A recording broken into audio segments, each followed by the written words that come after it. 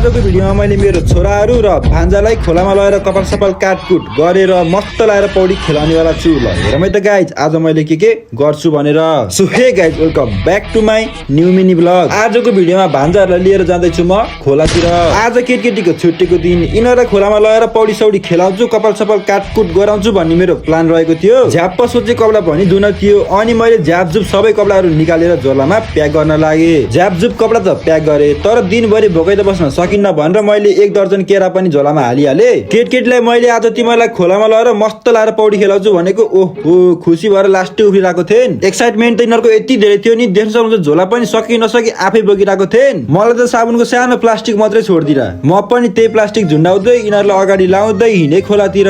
केटीले अस्ति नैदेखि खोलातिर जाम भन्दै थिएन, मौका पनि नमिलेको अनि यिनीहरूको छुट्टी पनि नमिलेको थियो। मौसमले पनि त्यति साथ दिइरहेको थिएन। आज सबै कुराले साथ दिएको छ, ल जाम हिँड खोलातिर भनेर लिएर हिँडे। घाम पनि यति चर्को लाग्थ्यो नि गाइज, ओहो पोलेर हैरान भइरहेको थियो। बाटो पनि हल्का अप्ठ्यारै थियो। जसो तसो मैले खोलामा पनि पुऱ्याए। देख्न सक्नुहुन्छ गाइज फाइनली हामी खोलामा पनि पुग्यौं। आजको भिडियोमा हामीले के गरिन्छ सबै यही नै गर्नेवाला छौं। लास्टसम्म हेरेर साथ दिनु होला है। खोलामा त आइयो, आउन साथ भान्जाहरूले पौडी खेलौँ भनिहालेन। लौ त नि खेल भनेको तिनटै कपडा खोलेर निस्किहालेन। लौ त नि जाऊ खेल भन्दा गहिरोमा नजाऊ है भनेर सम्झाए। त्यसपछि पाहाई गएर पौडी खेलेन। एकछिन यिनीहरू पौडी खेलेको हेरे, त्यसपछि म पनि लागे मेरो कामतिर। मैले फेरि कपडा धुन थियो, त्यही भएर म कपडा धुनतिर पनि लाग्छु। त्यसपछि कपडा सपडा खोलातिर फाल्दिए, अनि म पनि फुत्त हम्फालेर कपडा सपडा च्यापचुप समात्छु। खोलामा आएको फाइदा यही त हो नि हैन गाइज, अनलिमिटेड पानी जति जे गरे नि पाइयो। यसरी खोलामा आएर कपडा सपडा धोएर पौडी सौडी खेलेर बस्नुको मजा पनि छुट्टै छ नि हैन गाइज। कि कसो हो कमेन्ट गरेर भन्नु होला है। अघिसम्म घामले पोरेर लास्टै भइरहेको थियो, कति बेला गएर खोलामा डुबब जस्तो भइरहेको थियो। अहिले हम्फालेको त ओहो लास्टै मजा आइरहेको थियो। पानीमा हुँदासम्म चिसो थियो, मजा भइरहेको थियो। फेरि पाहाड कपडा धुन लाग्यो त ओहो गर्मी भएर अति पोल्टाको थियो। कालो कपडा लगाएको भएर पनि होला नि गाइज हैन, लास्टै पोल्टाको थियो। अनि म पनि छिटछिट कपडा सपडा धोएर सक्छु, अनि म पनि लाग्छु कपडा सुकाउन तिर।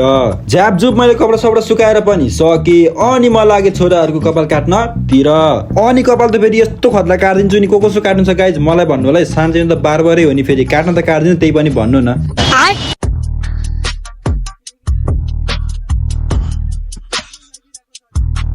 फाइनली मैले तिनटै कपाल काटेर पनि सकिसके। ल पौडी खेल्न जाओ भनेको तीनजना कुदेर गइरहेको थिएन, अनि गएर मस्त लाएर पौडी खेले। यिनीहरूलाई मात्रै पौडी खेलाएर भएन नि हैन गाइज। अनि यिनीहरू एकछिन पौडी खेलेको हेरे, त्यसपछि म पनि लागे पौडी खेल्नतिर। अनि हामी 4 जना भएर मस्त लाएर पौडी खेलिन्छ। पौडी सौडी खेलेर मस्त लाएर बसियो। अनि खाजाको लागि मैले केरा लिएर आएको थिएँ। 4 जना भएर मस्त लाएर केरा पनि खाइन्छ। अनि आजको लागि यति नै guys, thank you for the watching, see you in the next video. अनि आजको यो भिडियो तपाईहरुलाई कस्तो लाग्यो त्यो पनि भन्नु होला। लाइक शेयर सब्स्क्राइब अनि कमेन्ट गर्न चाहिँ नबिर्सिनु होला है।